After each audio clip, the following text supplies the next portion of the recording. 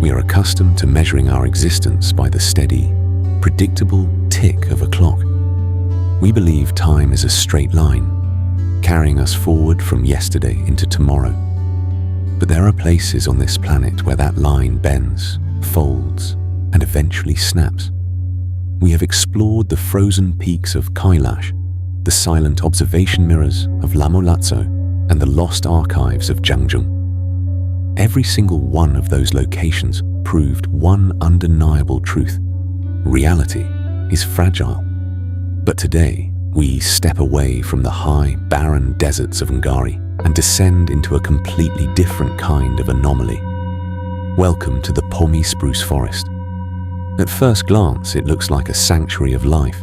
Massive trees, damp earth, thick carpets of green moss. But don't let the biological abundance fool you. This isn't just a forest. It is a time-fold zone.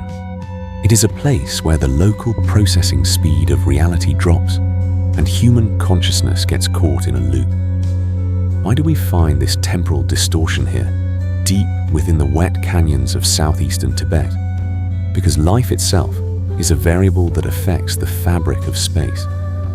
In the high, dry basins of the plateau, reality is shaped by stone and ice, cold, rigid, and slow to change. But here, in Pomi, the sheer density of biological mass creates an entirely different atmospheric load. Millions of ancient trees, towering over 50 meters high, operating in a perpetual state of damp, low-light encapsulation, act as a massive natural dampener. They don't just absorb carbon, they absorb cognitive signal.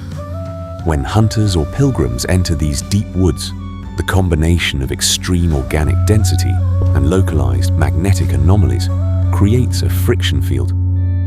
The local frequency slows down. Your biological clock keeps ticking, but the environment around you stops rendering new data. You are walking through a zone where the system's refresh rate has dropped to nearly zero. We often think of computers as machines made of silicon and metal, but nature has its own hardware. This forest is not merely a collection of plants. It is a sprawling, decentralized organic processor. Every single root system, every underground fungal network, and every layer of decaying biomass functions as a living hard drive, storing centuries of environmental data, atmospheric shifts, and human footprints. When you walk beneath these shadows, you are not moving through empty space. You are walking across an active motherboard. The air is thick with biochemical residue and micro-signals that interact directly with the human nervous system. Your brain waves are intercepted, sampled, and slowed down to match the baseline frequency of the forest floor. You think you are observing the woods, but in reality, the woods are parsing you, cataloging your internal variables and adjusting the local temporal flow to keep your conscious data stream contained within its boundaries.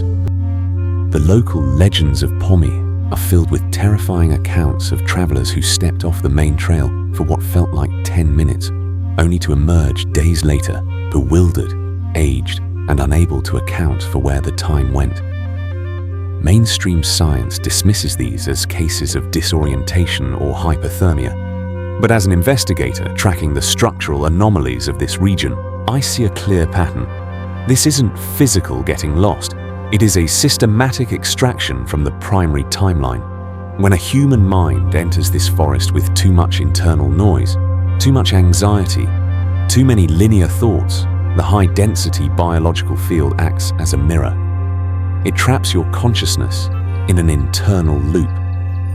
You are walking in circles, not because the path is confusing, but because your personal data stream has been detached from the collective timeline. You are running in a local buffer zone. To you, you experience 10 minutes of quiet walking. To the world outside, 3 days have passed. You haven't crossed space. You have slipped through a crack in the system's sequencing. Inside this buffer zone, the ordinary rules of navigation completely disintegrate. Your internal coordinates begin to drift because the environment is no longer rendering linear progression. If you try to retrace your steps, you will find that the physical layout alters slightly with every pass. Trees seem to shift positions. The damp scent of moss intensifies or vanishes entirely. The light remains stuck in that eternal dim twilight. This is because the local engine is rendering your environment based on your cognitive feedback loop, rather than absolute geographic coordinates.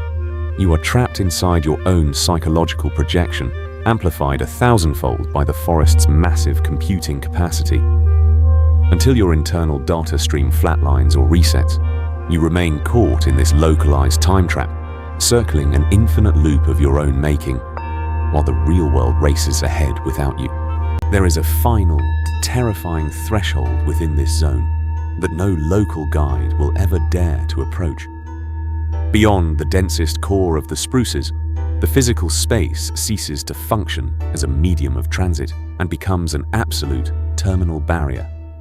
If you push past the final curtain of fog, your digital and physical instruments don't just malfunction, they register complete zero. The ambient sound drops away into an absolute void, as if the local rendering engine has entirely uninstalled this sector to protect the core architecture of the plateau. It is the hard edge of reality itself, a structural seam where the timeline stops running and turns back on itself, leaving nothing behind for anyone who dares to cross over. Spend enough hours standing still in this forest, and you will understand why the locals never enter after sunset. It's not because of wild animals, it's because of the sound. If you listen closely to the deep silence beneath the canopy, you don't hear birds or wind. You hear a low rhythmic hum, a biological resonance generated by millions of root systems communicating beneath the soil. The forest floor is a vast, interconnected neural network of mycelium and roots, processing information on a scale we can barely comprehend. When humans walk among them, we are foreign code invading a closed-loop network. The whispers that travelers report hearing, voices calling their names from the fog, aren't ghosts. They are echoes.